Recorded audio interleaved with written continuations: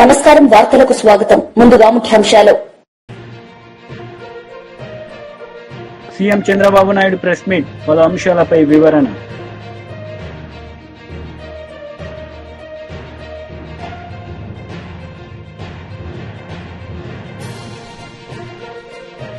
కేంద్ర మంత్రి Kishan Reddy press meet, పలు అంశాలపై వివరణ. సీఎం చంద్రబాబు నాయుడు మీడియా సమావేశం నిర్వహించారు. ఈ సందర్భంగా పలు అంశాలపై ఆయన మాట్లాడారు. హెడ్స్ వస్తారు, మినిస్టర్స్ వస్తారు, గవర్నమెంట్సే కాకుండా ఆల్ కార్పొరేట్స్ వస్తాయి.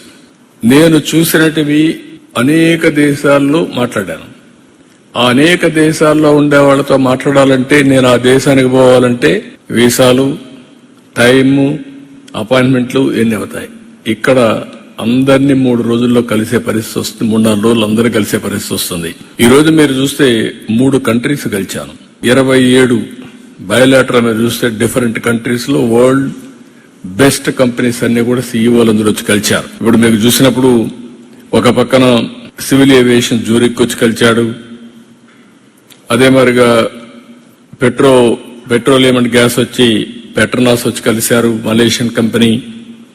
పోర్ట్ అండ్ లాజిస్టిక్స్ మీరు చూసినప్పుడు డిపి వరల్డ్, అదే మరిగా ఏపీ మోలర్, మెరెస్క్, అదే మరిగా డెమెన్ హోల్డింగ్ బీవీ, ఇలాంటి కంపెనీస్ అన్ని, ఎఫ్ఎంజీ, యూనిలివర్, గ్లోబల్ హెడ్, ఇంకొక పక్కన వాల్మార్ట్, ఇలాంటివి సిస్కో, పెప్సికో, ఇలాంటి గ్లోబల్ హెడ్స్ అంతా వచ్చి కలిసే పరిస్థితి వచ్చేది. వీళ్ళందరినీ కలవాలి, నేను డిఫరెంట్ కంట్రీస్ పోవాల్సిన పరిస్థితి వచ్చేది.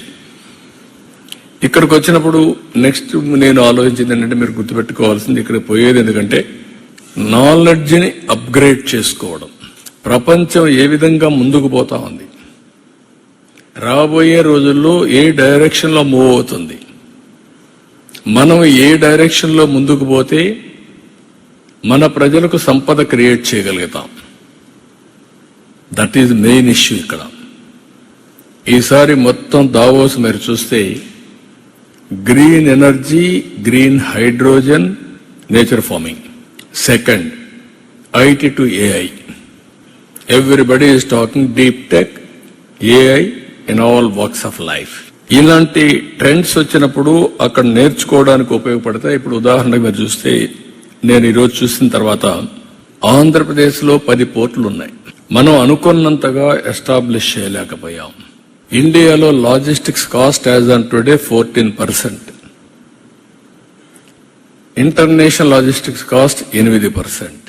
ఇక్కడ ఏపీ మోలర్ మెర్స్క్ అయితే వాళ్ళు చాలా సిస్టమేటిక్ గా బ్యాక్వర్డ్ ఫార్వర్డ్ ఇంటిగ్రేషన్ చేశారు. Rail, road, inland water ways, మళ్ళా inland cargo, air cargo, sea cargo అన్ని మాస్టరైజ్ చేశారు. కంటైనర్ పోర్ట్, డ్రై పోర్ట్స్, ఇవన్నీ కూడా చేశారు. ఇవి చేసినప్పుడు మనకు చాలా అడ్వాంటేజెస్ వచ్చే పరిస్థితి వస్తుంది. ఈవెన్ డిపి వరల్డ్ అయితే ఒక స్టెప్ ముందుకు పోయి కన్సాలిడేటర్స్ కూడా తయారు చేసి, ఎంఎస్ఎంఎల్ తయారు చేసి, వాళ్ళ దగ్గర నుంచి ఆల్ టైప్ ఆఫ్ ప్రొడ్యూస్ కొంటున్నారు. Production, it may be industrial production, it may be agriculture production, cold storage, with in the country marketing, global marketing వర్క్లో. ఇక్కడి నుంచి యూరోప్ గాని ఆఫ్రికాకు పంపించే పరిస్థితికి వస్తున్నారు. దిస్ ఈజ్ వేర్ మనం తయారు చేసే ప్రోడక్ట్ ని గ్లోబల్ స్టాండర్డ్స్ లో తయారు చేసి గ్లోబల్ మార్కెట్ కి ఇస్తే మల్టిపుల్ ప్రైస్ వస్తుంది. మన ప్రోడక్ట్ ని మన ఊరు నుంచి పక్కన టౌన్ లో పంపించిన పరిస్థితిలో ఉన్నాం as on today. Flowers, vegetables, fruits, how to go about wastage లేకుండా. ఇంతవరకు మన దగ్గర టొమాటో ఉంది. టొమాటో ఒకసారి రేట్ వస్తే 50 రూపాయలు, 100 రూపాయలు పడిపోతే నేరుగా పశువులకు వేస్తారు. ఇంత టెక్నాలజీ వచ్చి, ఇంత నోహో వచ్చిన తర్వాత ఇంకా మనం ఆ పరిస్థితిలో ఉన్నామంటే మనం చాలా వెనుకబడున్నాం. అందుకే ఇలాంటి ప్లేయర్స్ అందరిని ఇన్వాల్వ్ చేయాలనుకున్నాను. This is the learning. నేను నేర్చుకునేది అక్కడ పోయిన తర్వాత మాట్లాడతాను. నాకు వచ్చిన ఆలోచనలు ఇవన్నీ, మా టీముకు వచ్చిన ఆలోచనలు. యూనిలివర్ ఉంది, వాల్మార్ట్ ఉంది, వీళ్ళు కూడా సోర్సింగ్ చేస్తున్నారు. ఆ సోర్సింగ్ చేసినప్పుడు ఫార్మర్స్ ప్రొడ్యూసర్స్ ఆర్గనైజేషన్స్ పెట్టి గవర్నమెంట్ ఆఫ్ ఇండియా కూడా డబ్బులు ఇస్తున్నారు. ఎంఎస్ఎంఈలు క్రియేట్ చేయొచ్చు. Micro small micro medium industries create చేస్తే ఆటోమేటిక్ ఎంప్లాయ్మెంట్ వస్తుంది, ప్రోడక్ట్ పర్ఫెక్షన్ వస్తుంది. నేను ఏదైతే విజన్ తయారు చేశానో ఆ విజన్ లో ఫిట్టింగ్ చేయడానికి ఇవన్నీ చూస్తున్నాను. ఈరోజు వరల్డ్ ఎకనామిక్ ఫోరం ఉంది, వాళ్ళు మొత్తం క్లీన్ ఎనర్జీని ప్రమోట్ చేస్తున్నారు.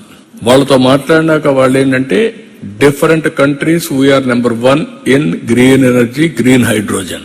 అవి ఒక 6-7 ఐడెంటిఫై చేసి ఇండియాలో అమరావతిని, ఆంధ్రప్రదేశ్ని ఒక సెంటర్ గా చేసి గ్లోబల్ బెస్ట్ ప్రాక్టీసెస్ ఎప్పటికప్పుడు మనకు చెప్పడం, మన దగ్గరుండే బెస్ట్ ప్రాక్టీసెస్ గ్లోబల్ కి అందించడం. They are going to start the work. ఈ విధంగా మీరు చూస్తే స్విస్ కంపెనీస్ వచ్చాయి, వాళ్ళు ఇక్కడికి రమ్మన్నాం. ఈ రోజు టెక్స్టైల్, లాజిస్టిక్స్ వాళ్ళతో కూడా మాట్లాడాం. అనేక విధాలుగా సిస్కోతో మాట్లాడాం. అంటే ఇక్కడ మీకు ఎందుకు చెప్తున్నానంటే ఇవన్నీ కూడా టోటల్ గా మాట్లాడిన తర్వాత దీన్ని బీజేపీ కార్యకర్తల సమావేశంలో కేంద్ర మంత్రి బండి సంజయ్ పాల్గొన్నారు. ఈ సందర్భంగా ఆయన మాట్లాడారు. చేరడం కూడా అలా స్వప్న గారు, శ్రీదేవి గారు వారిద్దరు కూడా ఇలా భారతీయ జనతా పార్టీలో చేరేందుకు వారికి భారతీయ జనతా పార్టీ కూడా హృదయపూర్వక స్వాగతం పడుతూ తప్పకుండా వారి చేరిక భారతీయ జనతా పార్టీకి చాలా ఉపయోగపడుతుంది. కరీంనగర్ ప్రజలకు కూడా ఉపయోగపడుతుంది. ఏ లక్ష్యం అనుకుంటారో ఆ లక్ష్యాన్ని చేరుకోవడానికి వారి యొక్క చేరిక 100% ఉపయోగపడుతుందని తెలియజేస్తూ వారికి స్వాగతం పడుతూ భారతీయ జనతా పార్టీలో స్వాగతం పడుతూ వేదిక పెద్దలు, జిల్లా అధ్యక్షులు కృష్ణారెడ్డి గారు, మాజీ డిప్యూటీ మేయర్ రమేష్ గారు, ఇతర నాయకులు, అదేవిధంగా మొట్టమొదటి సమావేశం ఎమ్మెల్సీ అభ్యర్థి ప్రకటించిన తర్వాత మొట్టమొదటి సమావేశం ఒక మంచి కార్యక్రమం. భారతీయ జనతా పార్టీకి, కార్యకర్తలకు, పార్టీకి జోష్ నింపేటువంటి ఒక మంచి కార్యక్రమం ద్వారా పాల్గొనేటువంటి ప్రచారం ప్రారంభించినటువంటి మన అంజిరెడ్డి గారు ఈ రోజు మొదటి కార్యక్రమం వారు రావడం చాలా సంతోషం. వారి సత్యమణి సంగారెడ్డి జిల్లా భారతీయ జనతా పార్టీ అధ్యక్షురాలు అక్కడ చూడటం బాగా డేంజర్ అక్క. మొత్తం సంగారెడ్డి జిల్లాలో భారతీయ జనతా పార్టీని శక్తివంతంగా తయారు చేయడానికి ఒక మహిళా ఉండి కూడా ఎక్కువ కష్టపడి పనిచేటువంటి అక్క గోదరక్క అంజలి గారు కూడా వారు స్వాగతపడుతూ వేదికటువంటి పెద్దలందరికీ, గౌరవ కార్పొరేటర్లకు విచ్చేసిన మీ అందరూ కూడా సుఖేంద్రరావు గారి అభిమానులందరూ కూడా హృదయపూర్వక స్వాగతం పలుకుతూ నిన్న మీటింగ్ తర్వాత కరీంనగర్ ప్రజలకు పూర్తి క్లారిటీ వచ్చేసింది. కరీంనగర్ అభివృద్ధికి సహకరించినవారు, కరీంనగర్ కార్పొరేషన్ స్మార్ట్ సిటీకి నిధులు ఇచ్చిందెవరు, ఎవరు తీసుకొచ్చిందెవరు, అభివృద్ధి ఏ విధంగా జరిగిందో నిన్న సమావేశం ద్వారా కరీంనగర్ ప్రజలకు క్లారిటీ వచ్చిన తర్వాత ఎప్పుడు కార్పొరేషన్ ఎన్నికలు వచ్చాయి, ఎప్పుడు భారతీయ జనతా పార్టీ అభ్యర్థిని మేయర్ చేయాలని చెప్పి అలా కరీంనగర్ ప్రజలందరూ కసితో ఎదురుగుతున్న విషయం వాస్తవం. ఎందుకంటే చాలా ఇబ్బంది పడ్డమాట. ఒక 10 సంవత్సరాలు అబ్బా అరే సునీల్ రావు గారు చాలాసార్లు ఫోన్ చేశారు. అరే కార్యక్రమం పిద్దాం అనుకుంటే మామూలు ఒప్పుకుంటలేదే, పైసలు ఇచ్చేది నరేంద్ర మోడీ ప్రభుత్వం, కొట్లాడేది మీరు, కానీ పిద్దామంటే మామూలు పెడుతున్నారు, నన్ను కూడా రావద్దు అంటున్నారు అని చెప్పి చాలా సందర్భాల్లో నేను సునీల్ రావు గారు చాలా సందర్భాల్లో మాట్లాడుకున్నాం. పార్టీ పరంగా బీఆర్ఎస్ పార్టీ సునీల్ రావు గారు, నేను భారతీయ జనతా పార్టీ. కానీ అభివృద్ధి విషయంలో, ప్రారంభోత్సవాల విషయంలో చాలా సందర్భాల్లో సునీల్ రావు గారికి నన్ను పిలువాలని చెప్పి తప్పన ఉన్నప్పుడు కూడా రాజకీయ ఒత్తిళ్లు, సునీల్ రావు గారిని బయటేస్తాం, సునీల్ రావు గారిని దించేస్తాం, బండి సంజయ్ అని పిలిస్తే అని వార్నింగ్లు ఇచ్చే పరిస్థితి అప్పుడు ఉంటాయి. ఎంతదిగా ఆరోపి నేను పట్టుకొస్తే కొబ్బరికాయ ఒట్టికిరాను, పట్టుకొచ్చింది రండి కొబ్బరికాయ ఒట్టికిరాను. స్మార్ట్ సిటీకి ఇన్ని పైసలు ఒకేసాం. 4 సంవత్సరాలు 3 సంవత్సరాలు స్మార్ట్ సిటీ పైసలు రాలే. నరేంద్ర మోడీ గారి ప్రభుత్వం పైసలు ఇస్తే స్మార్ట్ సిటీ పైసలను డైవర్ట్ చేసింది బీఆర్ఎస్ పార్టీ ప్రభుత్వం. ఒక్క పైసలే. నేను హైదరాబాద్ లో మీటింగ్ లో గొడవ చేసిన తర్వాత, సీరియస్ గా వార్నింగ్ ఇచ్చిన తర్వాత కరీంనగర్ కు, వరంగల్ కు నిధులు అప్పుడు బీఆర్ఎస్ పార్టీ ప్రభుత్వం విడుదల చేసింది. నేను అప్పుడు బెదిరించిన అధికారిని వారం రోజుల కరీంనగర్ కు, వరంగల్ కు నరేంద్ర మోడీ గారి ప్రభుత్వం ఇచ్చిన నిధులు ఇవ్వకుంటే బిడ్డ వారం తర్వాత మిత్తితో సహా వసూలు చేస్తా నేను వార్నింగ్ ఇచ్చిన తర్వాత అప్పుడు కేసీఆర్ విడుదల చేసిన నిధులు. అప్పటిదాకా కరీంనగర్ పైసలు రాలే. ఆ 3 లెటర్లు బయట పెట్టినా. కేంద్ర మంత్రి 3 సార్లు లెటర్ రాసిండు రాష్ట్ర ప్రభుత్వానికి. అరే మేము ఇచ్చే పైసలు ఇయ్యా కరీంనగర్ కంటే కూడా కేసీఆర్ ప్రభుత్వం ఇయ్యలే. ఆ 3 లెటర్ కూడా బహిర్గతం చేసాక అప్పన్ని మూసుకొని కూర్చుంటారు. కానీ ఏ ఒక్క రోజు కరీంనగర్ స్మార్ట్ సిటీ అభివృద్ధి విషయంలో నన్ను పాల్గొనే అవకాశం లేకుండా 10 సంవత్సరాలు ఎక్కడ కనీసం కొబ్బరిగా. ఎమ్మెల్యే గోపిరెడ్డి శ్రీనివాసరెడ్డి మీడియా సమావేశం నిర్వహించారు. ఈ సందర్భంగా ఆయన మాట్లాడారు. 15 సంవత్సరాలు మీ ముఖ్యమంత్రి చరిత్రలో ఒక్క ప్రభుత్వ మెడికల్ కాలేజ్ అయినా ప్రారంభించడం జరిగిందా? కానీ జగన్మోహన్ రెడ్డి గారు తన 5 సంవత్సరాల పరిపాలనలో 17 మెడికల్ కాలేజీలు ప్రారంభిస్తే వాటిని కూడా మీరు నిర్వీర్యం చేసే కార్యక్రమం చేస్తున్నారే. ఎందుకు మీకు ఈ యొక్క ప్రైవేటు వ్యక్తుల మీద ఎందుకు ఈ ప్రేమ అని ఈరోజు అడుగుతా ఉన్నా.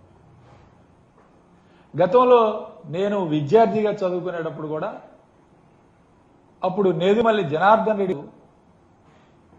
కొత్త మెడికల్ కాలేజ్ ప్రైవేట్ మెడికల్ కాలేజీకి పర్మిషన్ ఇవ్వాలని ఆయన ముందుకొస్తే ఆ రోజు మేము రోడ్డు ఎక్కి ఉద్యమాలు చేశాం.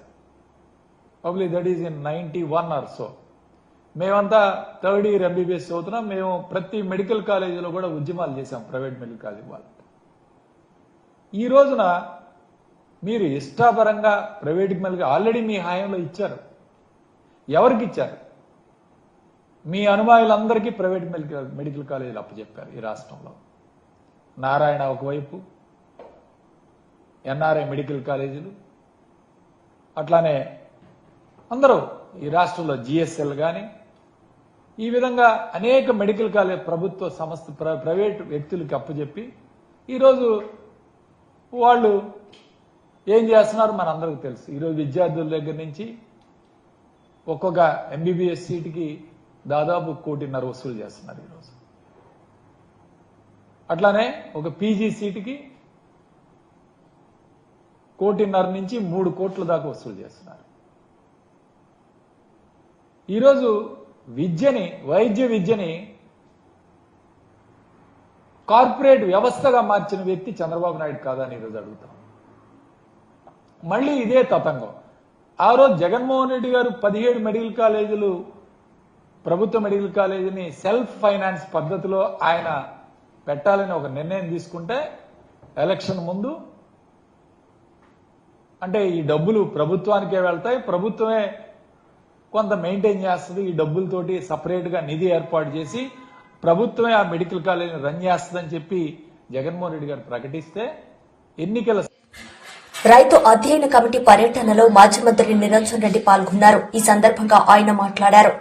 ప్రభుత్వం యొక్క నీతిని ఒక దిక్కు ఎండగడుతూనే మనకు బాధ్యత ఉంది, రైతులందరం కలిసికట్టుగా ఉందాం, కలిసి పోరాడదాం తప్పిస్తే తీవ్రమైన నిర్ణయాలు తీసుకొని మనోవేదన గురై మన ప్రాణాల్ని మనమే వదులుకుంటే నష్టపోయేది మన కుటుంబ సభ్యులే. తొందరపడకండి, ఆవేశపడకండి, కలిసి పోరాడదాం, ధైర్యంగా ఉందాం అనేటువంటి మాట చెప్పడం కోసం ఇలా టీఆర్ఎస్ పార్టీ తరఫున ఒక అధ్యయన బృందంగా ఏర్పడి దానికి తోడు ఇప్పుడే కాదు భవిష్యత్తులో కూడా రైతులకి ఈ దుస్థితి రాకుండా ఉండాలంటే వ్యవసాయ రంగంలో ఏ రకమైనటువంటి విధానాలు ఉండాలి, చర్యలు ఉండాలి, ఎట్లయితే రైతులు ఇటువంటి బలవన్మరణాలకు పాల్పడని పరిస్థితులు ఉంటాయో అధ్యయనం చేసి ఇప్పుడు రాష్ట్రంలో ప్రభుత్వం ఓ కమిషన్ వేసింది, రైతు కమిషన్ అని. అంటే రైతులు బాగుండాలి, సేద్యం బాగుండాలని కోరుకుంటున్నాం, దానికి ఓ కమిషన్ వేస్తున్నాం. ఈ కమిషన్ అధ్యయనం చేసి సిఫార్సు చేస్తే మేము దాన్ని అమలు చేస్తామని చెప్పి ప్రభుత్వం నమ్మబలుకుతా ఉంది. ఒకవేళ అదే నిజమైతే, వాళ్ళ ఉద్దేశం సరైనదే అయితే మరి మేము కూడా మాకున్న పూర్వ అనుభవం కానీ తెలంగాణ తెచ్చిన పార్టీగా కేసీఆర్ నాయకత్వాన, కేసీఆర్ సారథ్యంలో 10 ఏళ్లు రాష్ట్రాన్ని పాలించిన పార్టీగా రైతుల్ని ఆత్మవిశ్వాసంతో బతికేటువంటి ఒక సొంతంగా ఎవరికి వాళ్ళు ధైర్యంగా బతికేటువంటి ఒక సెక్షన్గా తయారు చేసినాక మరి ఇవాళ ఈ దుస్థితి ఎందుకు వచ్చిందో దాని మీద మేము కూడా క్షేత్రస్థాయిలో మాకున్న అనుభవంతో పాటు ఇవాళ రైతులు ఏమనుకుంటున్నారో, ఏమేం జరిగితే మేలవుతుందో వాటన్నింటినీ అధ్యయనం చేసి మేము కూడా సమాచారం తీసుకొని వస్తాం. బరాబర్ రైతు కమిషన్కి ఇస్తాం, రాష్ట్ర ప్రభుత్వానికి ఇస్తాం, కేంద్ర ప్రభుత్వానికి ఇస్తాం. ఇక్కడ కూడా చాలా పొడుగు మాట్లాడటాను ఒక ఆయన ఉంటాడు. కేంద్రం నుంచి ఏం తెచ్చేది ఒక్కనాడు మాట్లాడాడు కానీ ఇక్కడ ఉన్నటువంటి మన సర్కారు మీద దినాన్ని నిప్పులు జరిగేది. మరి వాళ్ళ రేవంత్ రెడ్డి చెప్పిన మాట ఒకటి కూడా అమలైతలేదు, కాంగ్రెస్ చెప్పిన మాట ఒకటి కూడా అమలైతలేదు. వాళ్ళని ప్రశ్నించడానికే మాత్రం నోరు వస్తలేదు వీళ్ళకు, వాళ్ళని ప్రశ్నించడానికే నోరు వస్తలేదు వీళ్ళకు. అంటే వాళ్ళు వీళ్ళు కలిసినటువంటి పద్ధతి ఇలా స్పష్టంగా మనకు కనిపిస్తా ఉంది. దీని మీదనే క్షేత్రస్థాయిలో ప్రతి జిల్లా పర్యటించి రైతుల్ని కలుసుకొని బాధిత కుటుంబాలని పరామర్శించి రైతు సంఘాలను కలిసి ప్రత్యక్షంగా చర్చించి మనకి ఎన్ని అనుభవాలున్నా రైతులతో మాట్లాడితే ఒక్కొక్కరి ఆలోచన ఒక్కో మాట రూపంలో అద్భుతమైనటువంటి సూచనగా సలహా వస్తుంది. ఇవన్నీ క్రోడీకరించుకొని మేము రిపోర్ట్ తయారు చేయాలని ఇవాళ మీ జిల్లాకు వచ్చినాం. నాతో పాటు గౌరవ మాజీ మంత్రివర్యులు ప్రస్తుత శాసన మండలి సభ్యురాలు శ్రీమతి సత్యవతి రాథోడ్ గారు, పువ్వాడ అజయ్ కుమార్ గారు, వారు మంత్రిగా పనిచేస్తున్నారు. వ్యవసాయ శాస్త్రంలో పోస్ట్ గ్రాడ్యుయేషన్ చేయడమే కాక గోల్డ్ మెడల్ సాధించింది ఆయన. అంత ఉన్నత విద్యావంతుడు వ్యవసాయంలో. అదేవిధంగా మాజీ మంత్రివర్యులు శ్రీ జోగు రామన్న గారు, ఆదిలాబాద్ జిల్లా మాజీ ఆర్టీసీ చైర్మన్, మీ పూర్వ శాసనసభ్యులు పెద్దలు శ్రీ బాజిరెడ్డి గారు. తమ్ముడు రసమయ్య గురించి నేను పరిచయం చేయాల్సిన అవసరం లేదు. కోటిరెడ్డి గారు శాసన మండలి సభ్యులు, నల్గొండ జిల్లా వారిది. డాక్టర్ యాదవరెడ్డి గారు మెదక్ జిల్లా వారిది, గజ్వేలు. బీఆర్ఎస్ లీడర్ మీడియా సమావేశం నిర్వహించారు. ఈ సందర్భంగా ఆయన మాట్లాడారు. గతంలో ప్రభుత్వం ఏర్పడగానే తెలంగాణలో ప్రజా పాలన పేరుతో ఏర్పడి ప్రతి గ్రామంలో, బస్తీల్లో, పట్టణాల్లో అందరి దగ్గర నుంచి అప్లికేషన్ తీసుకోవడం మనం చూసినాం. తీసుకున్నటువంటి అప్లికేషన్లు చాలా మాధ్యమాలు చూసినాం. మనం రోడ్లపైన పడినటువంటి దృశ్యాలు కూడా చూసినాం. ఈరోజు గ్రామ సభలు కాదు, అవి ప్రజా ఆగ్రహ సభలుగా జరుగుతూ ఉన్నాయి. ప్రతి గ్రామంలో ప్రజలు ఈ ప్రభుత్వాన్ని నిలదీస్తూ ఉన్నారు. ప్రభుత్వం చెప్పినటువంటి మాటలు, ప్రభుత్వం ఏర్పడ్డ 100 రోజుల్లోనే 6 గ్యారంటీలు అని చెప్పి 420 హామీలు చెప్పి ప్రభుత్వంలోకి వచ్చి 100 రోజుల్లో అన్నీ కూడా అమలు చేస్తామని చెప్పిన ప్రభుత్వం ఏ ఒక్కటి కూడా ఈరోజు అమలు చేయకపోగా, గ్రామాల్లో పోలీసులను పెట్టి పోలీస్ పహారాలో గ్రామ సభలు ఏర్పాటు చేస్తూ ఉన్నారు.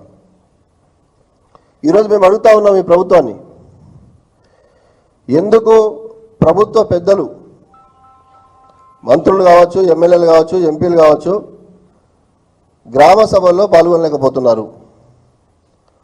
మంత్రులకు ముందే అర్థమైనట్టుంది, పసిగట్టినట్టారు. పసిగట్టి గ్రామాల్లోకి పోతే ప్రజలు గల్లాబట్టి అడిగేటట్టున్నారు. ప్రజలు వీపు విమానం పోతా పోయించేటట్టున్నారు అని చెప్పేసి ఒక్కరు కూడా ఈరోజు గ్రామాలకు పోలేని పరిస్థితి. ఇలాంటి పరిస్థితి తెలంగాణలో జరుగుతూ ఉంది. నేను అడుగుతా ఉన్నాను ఈరోజు, ఎందుకోసం అప్లికేషన్లు తీసుకుంటా ఉన్నారు? ఒకరోజేమో ఇవి అర్హుల జాబితా అని చెప్తారు, మరొక రోజేమో ఇది ఫైనల్ కాదు అని అధికారులు వాళ్ళే చెప్తారు. వచ్చిన వాళ్ళే వచ్చినట్టు కాదు, రాని వాళ్ళే రానట్టు కాదని వాళ్ళే వీడియో మనం చూస్తూ ఉన్నాం. వీడియోలు ఇక్కడ ఉంటే మామూలు వీడియో ప్లే చేస్తారు. ఇట్లా అధికారులు ఒక మాట, ప్రజాప్రతినిధులు ఒక మాట. నేను ఇందాక వస్తాప్పుడు చూసిన డిప్యూటీ సీఎం గారు బట్టి విక్రమార్క గారు చెప్తా ఉన్నారు, రేపు మండలానికి ఒక గ్రామాన్ని మాత్రమే ఎంపిక చేస్తాం, తర్వాత మళ్ళీ చూస్తామంటారు. అంతకుముందు ముఖ్యమంత్రి గారు ప్రెస్ మీట్లోనేమో 26వ తారీఖు నాడు హామీలన్నీ అమలు చేస్తాం అని చెప్పి వారు చెప్తారు. ఇందాక పొంగులేటి శ్రీనివాస్ రెడ్డి గారి వీడియో చూశాను నేను మీడియాలో ఇక్కడ వస్తే.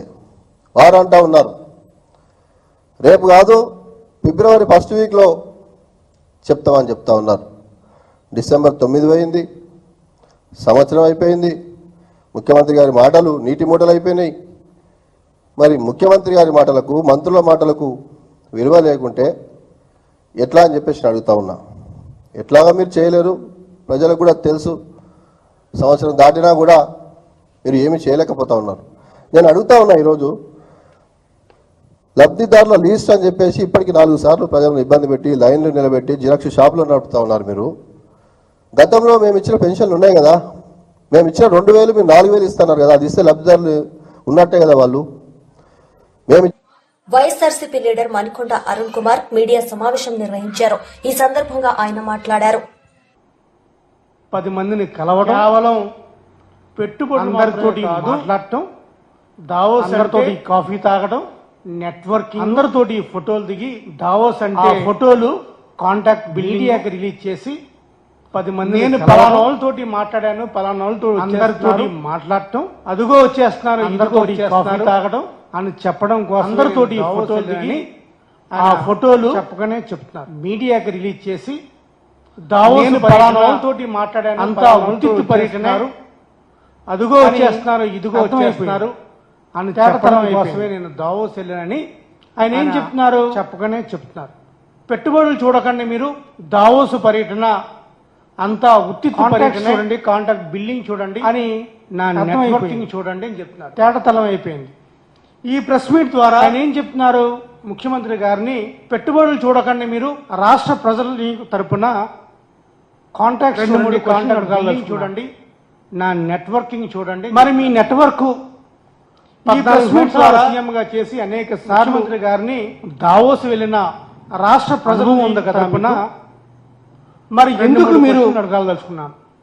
దావోస్ లో మరి మీ నెట్వర్క్ 14 సంవత్సరాలు సీఎంగా చేసి అనేక సార్లు దావోస్ వెళ్ళిన ఒక మెమోరాండం ఆఫ్ అండర్స్టాండింగ్ కదా మీకు, ఒక్కటి కూడా మరి ఎందుకు మీరు ఎందుకు చేయలేకపోయారని అడుగు. దావోస్ లో సింగిల్ పక్కన తెలంగాణ ముఖ్యమంత్రి ఎందుకు చేయలేదని అడుగుతున్నాను.